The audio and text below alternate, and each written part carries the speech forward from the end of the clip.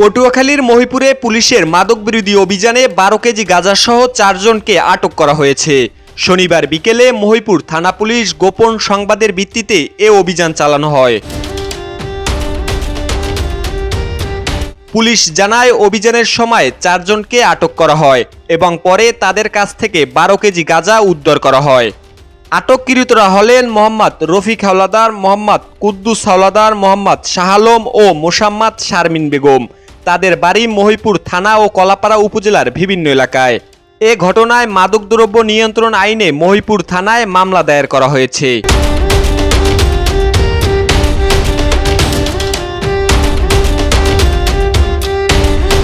মহিপুর থানার ওসি মোহাব্বত খান বলেন, মাদকের বিরুদ্ধে পুলিশের অভিযান চলমান রয়েছে। আটককৃতদের বিরুদ্ধে আইনগত ব্যবস্থা নেওয়া হচ্ছে।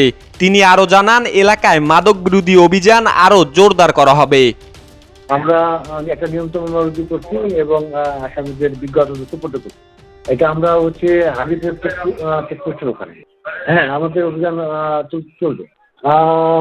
মহিপুর থানার প্রত্যেকটা এলাকায় আমার এলাকা, যেখানে নাকি মাদকের সংখ্যা বেশি থাকবে সেখানে আমাদের অভিযান জোরদার হবে।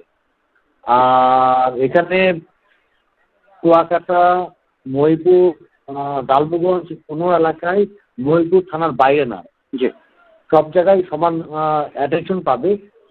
তবে যেখানে মাদকের তথ্য বেশি পাওয়া যাবে আমাদের অভিযান সেখানে বেশি হবে।